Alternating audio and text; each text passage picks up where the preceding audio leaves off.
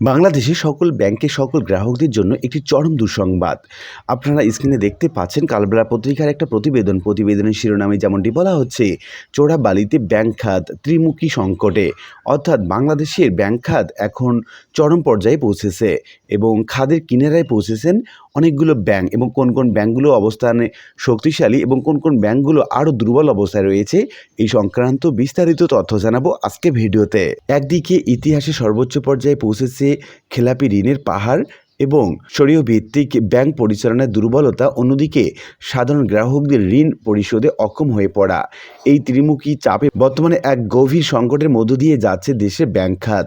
এর সঙ্গে যুক্ত হয়েছে নতুন প্রযুক্তি নির্ভর ডিজিটাল ব্যাংকের লাইসেন্স আটকে থাকা এবং দায়ী পরিচালকদের বিরুদ্ধে কেন্দ্রীয় ব্যাংকের কঠোর অবস্থান। সব মিলিয়ে দেশের আর্থিক খাত এখন একটি অত্যন্ত গুরুত্বপূর্ণ সন্ধিক্ষণে দাঁড়িয়ে আছে বলে মনে করেন বিশ্লেষকরা।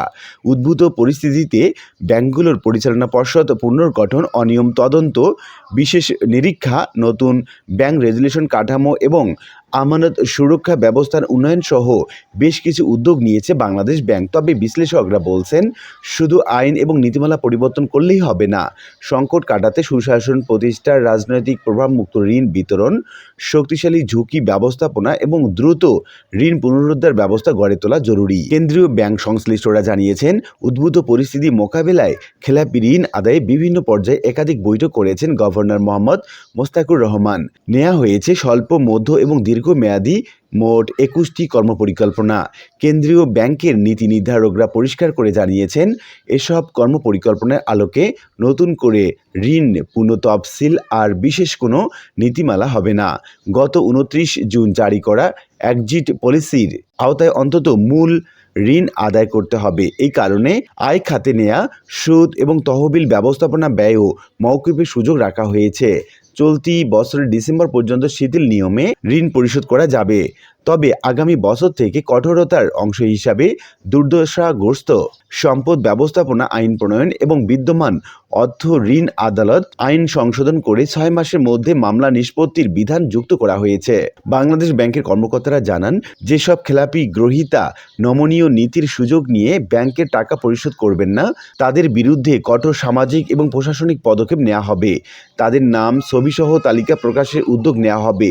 এই তালিকায় গুরুত্বপূর্ণ স্থাপনা যেমন বিমানবন্দর, সংশ্লিষ্ট ব্যাংকের প্রধান কার্যালয় এবং শাখার সামনে টানিয়ে রাখা হবে।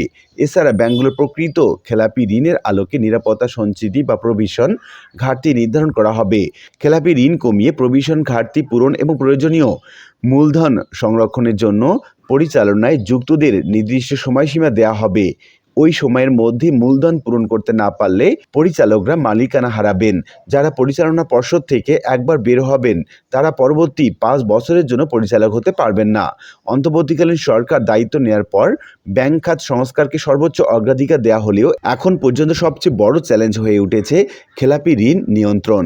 বাংলাদেশ ব্যাংকের সর্বশেষ ব্যাংকিং সেক্টর আপডেট প্রতিবেদনে উঠে এসেছে, শুধু বড় শিল্পগোষ্ঠী নয়, এখন সাধারণ মানুষ, ক্ষুদ্র উদ্যোক্তা এবং খুচরা ঋণ গ্রহীতাদের মধ্যেও ঋণ খেলাপির প্রবণতা দ্রুত বাড়ছে। এতে স্পষ্ট হচ্ছে, দেশের সামগ্রিক অর্থনৈতিক চাপ এখন ব্যাংকিং খাতের নিচের স্তর পর্যন্ত পৌঁছে গেছে। বাংলাদেশ ব্যাংকের তথ্য অনুযায়ী চলতি বছরের 31 মার্চ শেষে দেশের ব্যাংকিং খাতে মোট খেলাপি ঋণ বেড়েছে 5,88,704 কোটি টাকায়, যা মোট বিতরণ করা ঋণের বড় একটি অংশ। মাত্র 3 মাসের ব্যবধানে খেলাপি ঋণ বেড়েছে 31,487 কোটি টাকা। একই সময়ে 1 কোটি টাকা পর্যন্ত খেলাপি ঋণ সংবলিত অ্যাকাউন্টের সংখ্যা দাঁড়িয়েছে 45,43,000।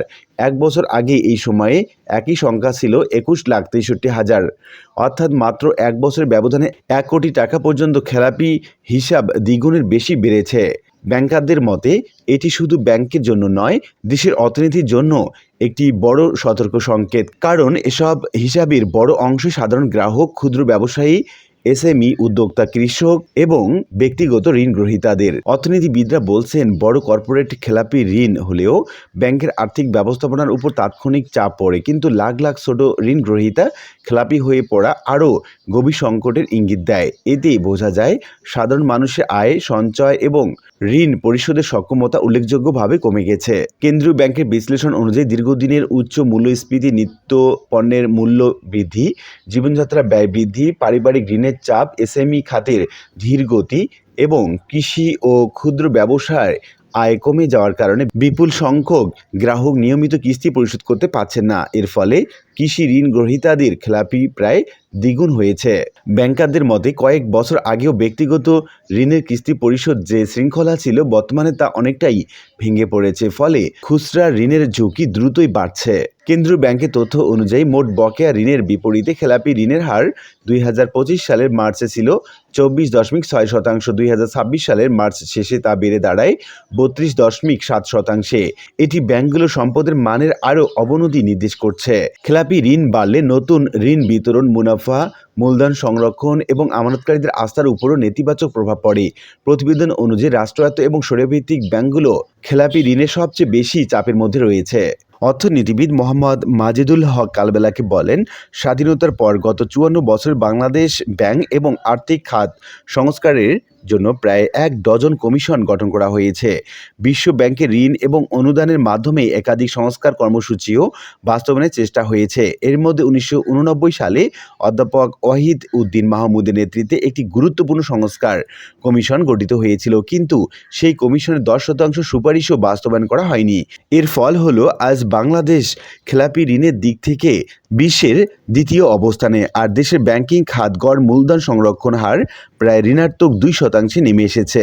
বাংলাদেশ ব্যাংকের নির্বাহী পরিচালক এবং মুখপাত্র মোহাম্মদ আরিফ হোসেন খান বলেন, 5 আগস্টের পরবর্তী সময়ে দেশের ব্যাংকিং খাত নিয়ে যে আতঙ্ক এবং অনিশ্চয়তা তৈরি হয়েছিল তা ধীরে ধীরে কেটে যাচ্ছে। যদিও কিছু আমানতকারী এখনও তাদের চাহিদা মতো অর্থ উত্তোলন করতে না পারায় হতাশা রয়েছে, তবে পরিস্থিতির উল্লেখযোগ্য উন্নতি হয়েছে।